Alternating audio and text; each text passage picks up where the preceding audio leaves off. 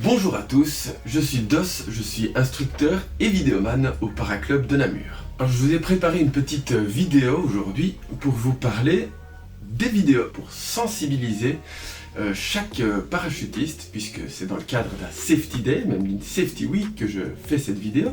Alors le but évidemment c'est d'être plus safe, utiliser une caméra c'est génial, c'est même super bien pour se débriefer, pour regarder notre position en chute, pour simplement filmer nos sauts, se faire des superbes souvenirs et regarder ça hors saison, en plus des vidéos du Safety Day évidemment. C'est génial de sauter avec une caméra, mais aussi ça comporte des risques. Et ces risques, eh bien c'est bien d'en avoir conscience.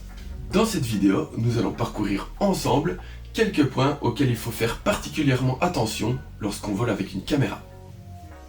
Le premier point qui saute à l'esprit d'un parachutiste, en tout cas je l'espère, c'est le fait qu'une caméra peut accrocher dans les suspentes ou dans une drisse ou n'importe quoi d'autre en chute libre. Évidemment c'est quelque chose qu'on n'a pas du tout envie de voir arriver. Avoir une poignée de libération, c'est surtout un dernier recours en cas de grosse urgence, en cas de gros problèmes avec le casque. Pour aller en amont de ces gros problèmes, pour essayer d'éviter un maximum d'en arriver jusqu'à la libération du casque, optimiser son casque est de plus en plus facile à faire à l'heure actuelle. On vit dans une époque bénie à ce niveau-là. Énormément de constructeurs et de nouveaux constructeurs créent chaque jour des nouvelles boîtes, des nouveaux mounts, des nouveaux systèmes de montage pour caméras et pour appareils photo pour les casques qui sont de plus en plus ce qu'on appelle snack-free, c'est-à-dire qui présentent le moins d'aspérité possible pour avoir le moins d'accroche possible, tout simplement. Un petit truc assez simple pour vérifier si votre casque présente des aspérités dangereuses, c'est simplement d'utiliser une suspente et votre casque. Alors on va commencer avec ce casque qui est mon nouveau casque que je viens de recevoir, je suis trop content.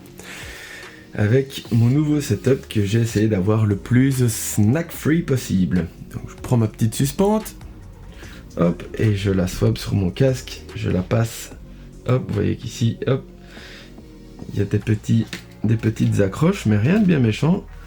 Tout semble quand même relativement se libérer facilement. Et ici forcément si ça prend vraiment ici en dessous, bon bah là, il n'y a pas grand chose à faire. Mais bon, il faudrait déjà que la suspente vienne faire vraiment un tour. Généralement, les suspentes vont frotter comme ceci sur le casque. Alors, on va passer à mon ancien casque. Et là, c'est une autre paire de manches. Hop. Tac.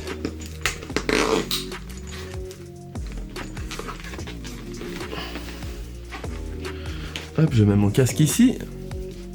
J'avais une GoPro dans cette boîte-ci, là qui est vide forcément, et une GoPro attachée ici, donc qui venait ici plus ou moins devant, au-dessus de mon front.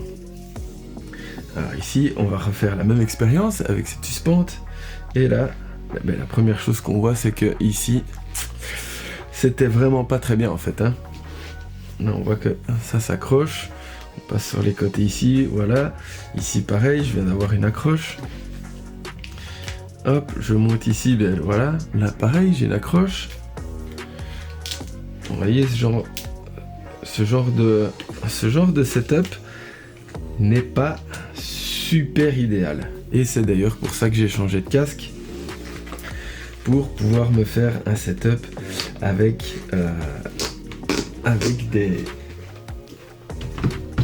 un mount imprimé en 3D ici, comme vous pouvez le voir. Ça c'est beaucoup plus safe. Et ici il épouse carrément, hop là, il épouse carrément la forme du casque. J'ai choisi ce mount-ci parce qu'il me semblait vraiment être le mount le plus idéal pour moi. Je vous invite à aller regarder les sites des constructeurs et de vous faire votre propre setup le plus safe possible. J'espère qu'avec ces quelques mots, ces quelques petites astuces, j'ai pu susciter en vous un peu d'intérêt à l'optimisation de votre casque. Alors, optimiser son casque, c'est très bien. C'est un premier pas vers plus de sécurité quand on vole avec une caméra, mais ça n'est qu'un seul aspect de la sécurité lorsqu'on vole avec une caméra. On a plus de choses à penser. on doit allumer notre caméra, on va vouloir nettoyer l'objectif de sa caméra pour que l'image soit propre. On peut avoir plusieurs caméras, un appareil photo, une caméra, les setups sont infinis. Tous ces facteurs contribuent à nous déconcentrer et à enlever notre attention du saut qu'on va effectuer. Enlever notre attention du saut qu'on va effectuer, c'est aussi enlever notre attention à la sécurité de ce saut. Un petit conseil, si vous n'êtes pas vraiment familier des caméras ou que vous commencez à sauter avec une caméra, pensez à allumer cette caméra bien avant votre mise en porte. Comme ça, vous aurez le temps de bien visualiser votre saut, de bien vous concentrer sur votre sortie et d'effectuer le meilleur saut possible sans trop penser à votre caméra. Gardez à l'esprit qu'être déconcentré par sa caméra, ça peut arriver tout au long du saut. J'ai moi-même été sujet à cette déconcentration sous voile après un saut, heureusement sans gravité. Je vous propose de regarder ça tout de suite.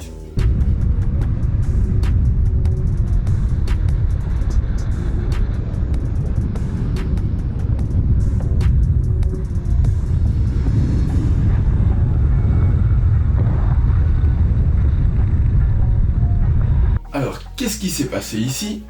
J'étais trop focalisé sur mon ami avec qui j'ai volé un petit peu à côté de lui sous voile. C'est quelque chose que j'aime bien faire avec les gens que je connais.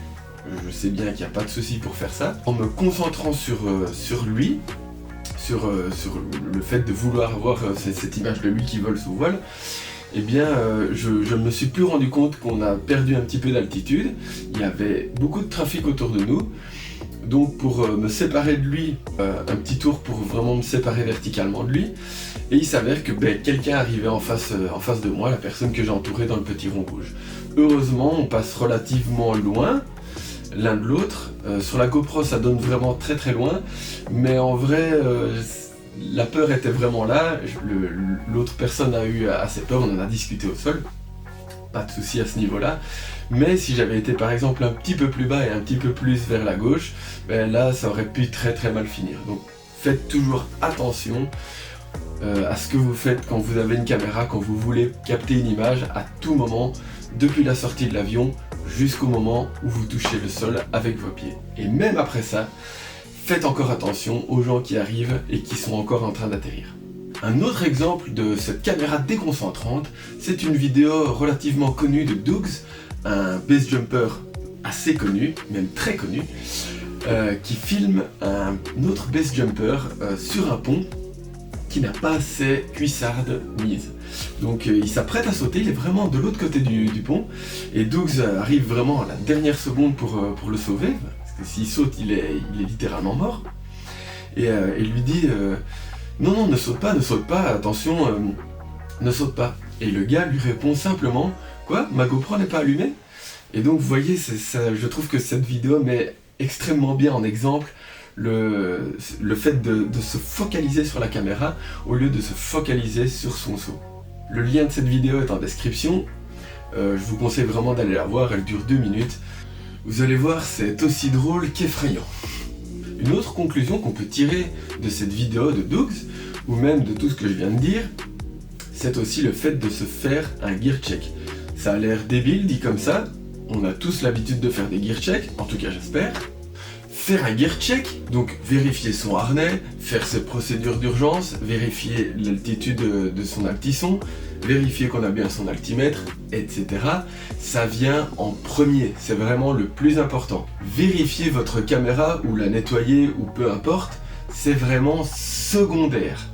Rappelez-vous que vous faites avant tout un saut en parachute et qu'accessoirement, vous allez le filmer. Il est très facile de se laisser distraire et d'en oublier ce principe pourtant fondamental. Une autre expérience personnelle qui m'est arrivée quand j'avais assez peu d'expérience, c'est que je suis monté dans l'avion pour filmer un saut. J'étais focalisé sur le fait de filmer ce saut et j'ai complètement oublié de serrer mes cuissardes. Heureusement, je m'en suis rendu compte dans l'avion, mais dans l'avion c'est toujours moins confortable, évidemment, de serrer ses cuissardes, de les avoir bien symétriques. Vous savez aussi bien que moi qu'on monte dans l'avion uniquement lorsqu'on est bien fité, préparé et entièrement checké. Donc redoublez d'attention à ce niveau-là et regardez les autres aussi. Et bien voilà, j'espère que ces quelques conseils, ces quelques mises en situation, ces quelques astuces vous auront permis d'être beaucoup plus safe quand vous volerez avec une caméra. Vous allez voir, cette saison-ci, du nouveau arrive au niveau de la Fédé concernant les vidéos, notamment un manuel d'utilisation d'une caméra qui reprend énormément de choses. Je vous conseille vraiment à tous de le lire, il fera partie maintenant du brevet C, donc quand vous passerez votre brevet C, j'espère que vous serez beaucoup plus apte à sauter avec du matériel vidéo. À tous les paras qui auraient déjà le brevet C, et même à tous les paras en général, je vous recommande quand même vivement de jeter un œil à ce document et de le lire. C'est aussi une bonne manière de se rafraîchir la mémoire et de prendre encore mieux conscience des risques liés à l'utilisation d'une caméra en parachute. En plus de ça, un brevet pour filmer des tandems verra le jour aussi cette saison-ci. Ce brevet a pour but de sensibiliser, d'aider et de pouvoir approuver qu'une personne est apte à suivre un tandem en toute sécurité. Effectivement, un tandem comporte énormément de risques, surtout lorsqu'on le filme.